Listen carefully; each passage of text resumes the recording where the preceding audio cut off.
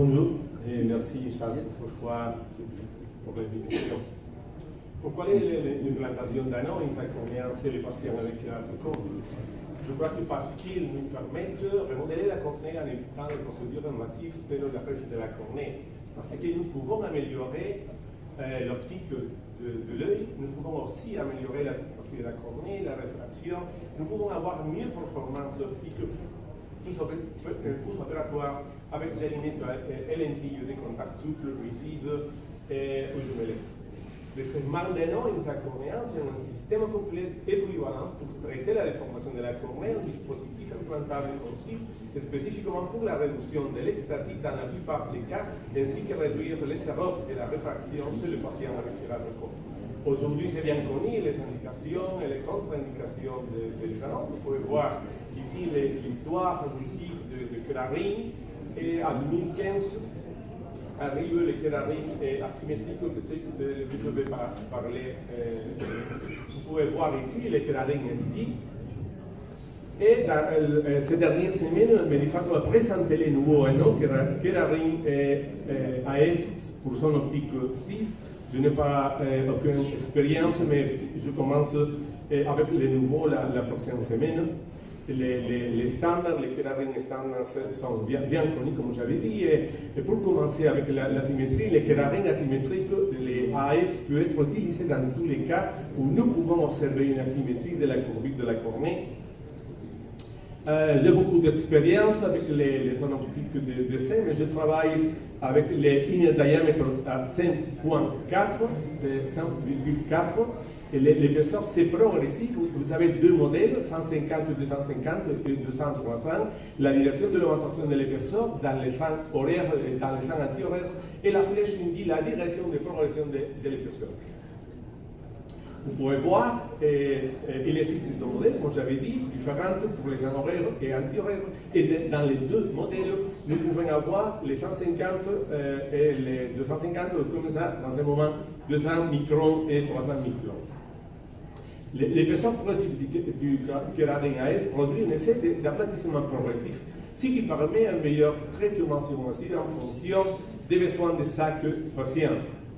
Quelles sont les indications? Je crois que les phénotypes topographiques asymétriques, les Snowman, DOP, croissant, l'équivalent sphérique jusqu'à -5, cylindre -4, l'astigmatisme myopique commencé et chez les patients avec une pachymétrie supérieure à 400 microns.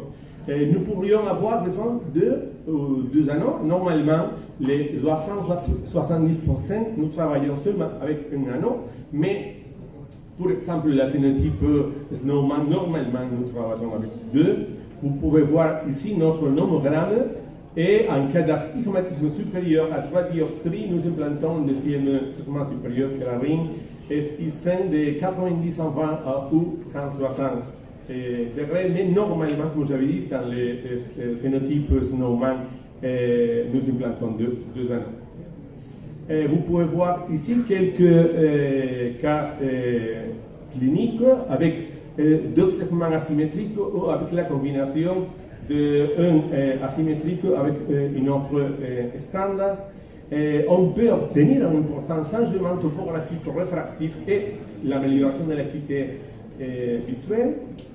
Dans ces cas, par exemple, vous pouvez voir les statistiques un peu supérieures. Vous pouvez mettre les anneaux horaires comme anti-horaires. Parce que normalement, les horaires, c'est pour gauche, pour les yeux gauche, et les anti-horaires pour les droites. Mais nous pouvons aussi les mettre, les horaires, dans les anti-horaires si nous avons, comme dans cette patient, les statistiques plus fortes supérieures. C'est les jeunes de moins de 20 ans, j'ai toujours combiné les anneaux avec cross-linking et pion dans les mêmes procédures parce qu'il n'y a pas de douleur post-opératoire, une reprise visuelle plus rapide et pas de complications associées à la hospitalisation. Normalement, nous utilisons un environnement riche en oxygène supplémentaire en utilisant des canaux nasales et d'irradiation pulsée. Je travaille avec 45 milliwatts d'irradiation avec une énergie totale de 7,2 joules par centimètre carré et traitement pulsé. Je pense que l'oxygène est le principal promoteur de la réaction de cross-link. Et pour conclusion, un nouvel outil pour les cornées irrégulières avec un astigmatisme asymétrique ou irrégulier, il se conforme à l'objectif cornéoplastique car améliore la topographie de la cornée, la réfraction et l'acuité visuelle de loin sans correction et avec correction. Cette nouvelle génération d'anneaux a montré une bonne efficacité et une bonne sécurité pour les traitements de kératocones asymétriques avec les phénotypes normaux croissants. Critères identiques pour l'indication et contre-indication de carabine, même technico-chirurgical, ne nécessite pas une nouvelle courbe d'apprentissage. Il permet un meilleur niveau de personnalisation du remodelage de la cornée, meilleur résultat visuel et réfractif.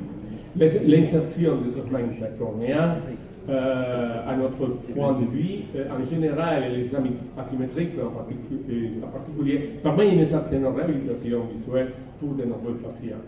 Et maintenant, je vais vous présenter, c'est la première fois du monde, parce que c'est une chirurgie de lundi, c'est la symétrie des anneaux, mais dans la base, pas dans l'épaisseur.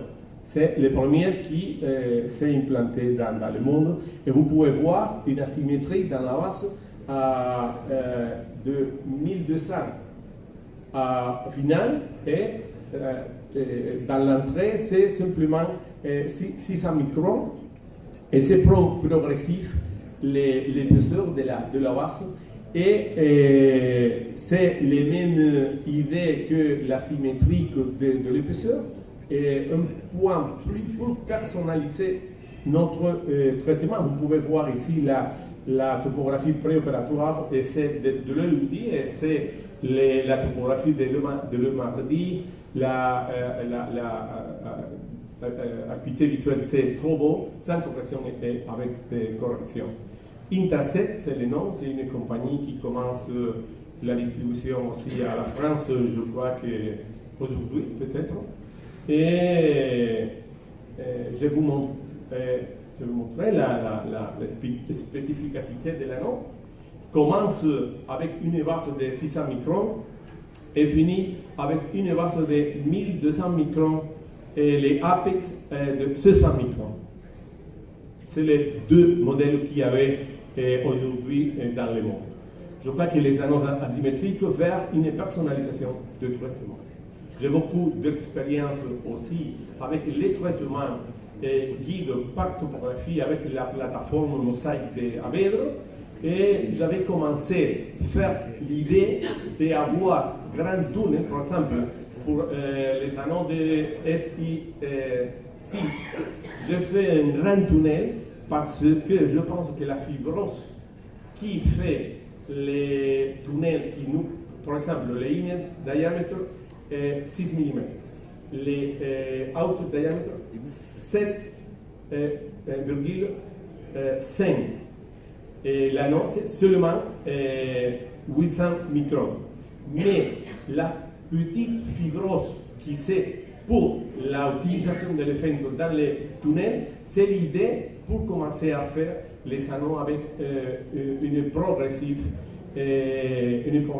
base d'asymétrie dans les anneaux. Mais merci beaucoup.